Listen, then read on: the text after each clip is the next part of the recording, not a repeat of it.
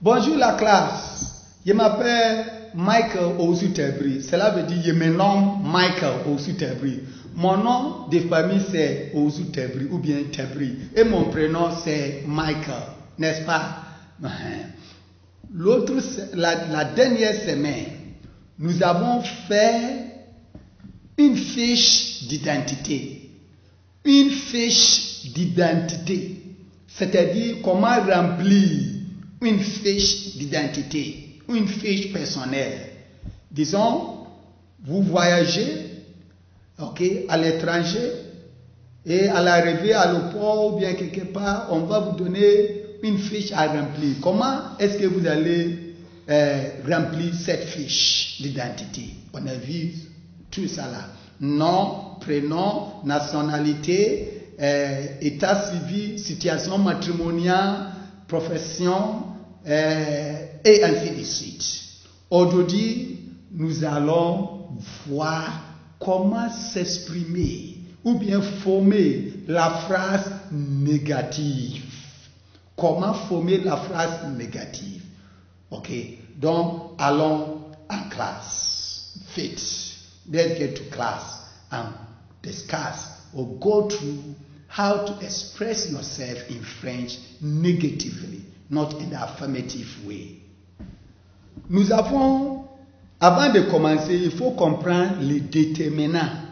Comment utiliser les articles indéfinis en français pour former.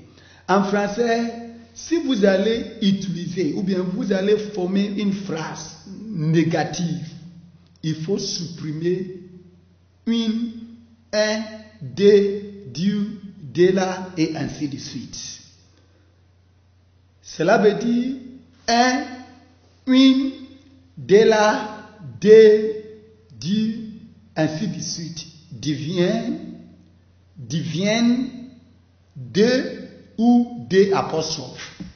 What I'm saying is this. For you to understand and for you to know how to use French expressions or form negative expressions in French, you must first of all understand that in French, that is, we have definite articles and indefinite articles. All the definite articles and indefinite articles will change to become either de or de apostrophe. That's what that I want you to understand. Example, if you have j'ai un stylo, I have a pen. If you want to say I don't have a pen or I don't have any pen, what do you say? You are not going to repeat the un. Il faut dire je n'ai pas de cahier. You don't say je n'ai pas un cahier. The un will become de. And if you have je mange une orange, je ne mange pas d'orange. I told you it becomes de ou di apostrophe. De apostrophe. Here, because it starts with a vowel. O is a vowel. Orange. O, that is a vowel, not a consonant. So when it's a vowel, then the de, that is de, will become de apostrophe. That is the meaning. So let's move on quickly. Expression négative. Il y a un roman. Just as I told you, you don't have to say je n'ai pas un roman. Il faut dire je n'ai pas de roman. Je n'ai pas de roman. Et là, un stylo. Elle n'a pas de stylo. Nous avons des oranges au pluriel. Nous avons des oranges. Donc, nous n'avons pas d'orange. Nous n'avons pas d'orange. Il y a de l'argent. Je n'ai pas d'argent. I have money. I don't have any money. I don't have money. J'ai de l'argent. J'ai de l'argent. L'argent. J'ai de l'argent. Je n'ai pas d'argent. Je n'ai pas d'argent. I don't have any money. Je mange du miel. Je mange du miel ou bien je prends du miel. Je ne prends pas de miel. Je ne prends pas de miel. I eat or I take honey or some honey. I don't take any honey. That is the meaning. I don't take any honey. Okay, je ne mange pas de miel. Pas, je ne mange pas du. So the du will become de. Yes, because miel, du miel. Miel is a consonant. So it's de miel. C'est ça. You have to understand that. Bien. The indefinite articles, you should take note of this. And when can be numerals. And when they are numerals, they do not change their forms in negative. Take note of that. What I mean is like in terms of counting, numerals, 1, 2, 3. When it's or in is considered as a numeral, then you don't have to change the or the in to de or de apostrophe. Example, if you have Yenepa Ensha, Yenepa Ensha, Yenepa Ensha. I'm using here as Ensha numeral, not as what? Indefinite article a or an. As a numeral, then you can say Je n'ai pas un chat. Je n'ai pas un chat when it is used as what? Numeral. C'est compris? Bien. Et maintenant, disons, il y a quelqu'un dans la classe. There is someone in the class. We want to say there is no one in the class. What do we say? So en français, ne personne. Ne personne, cela veut dire nobody, no one. Okay. But you don't have to just say ne personne. You should understand how to use it correctly. Okay. Par exemple, il y a quelqu'un dans la classe. Y a-t-il quelqu'un dans la classe? Then you say, il n'y a personne dans la classe. Il n'y a personne dans la classe. There is no one in the class. Il y a quelqu'un dans la chambre. Is there anyone in the room or in the bedroom? Il n'y a personne dans la chambre. There is no one in the room or bedroom. Bien. So what we should note, take note is this. Quelqu'un is someone, somebody, en anglais. Person is like no one, nobody. Just like in English. If you say there is someone, there is somebody. There is someone there, you will not say there is no someone there. You say there is no one there. So like no one or nobody is person en français. So we can simply say person, no one, nobody. But if you want to follow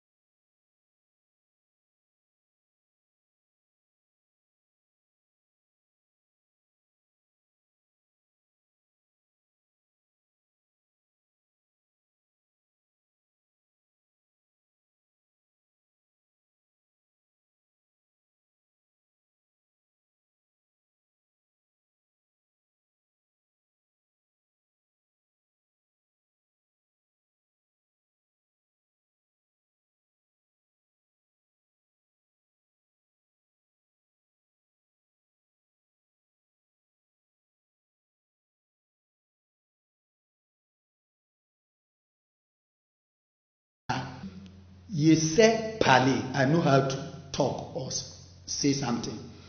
Je sais manger à la pewa. I know how to eat à la pewa.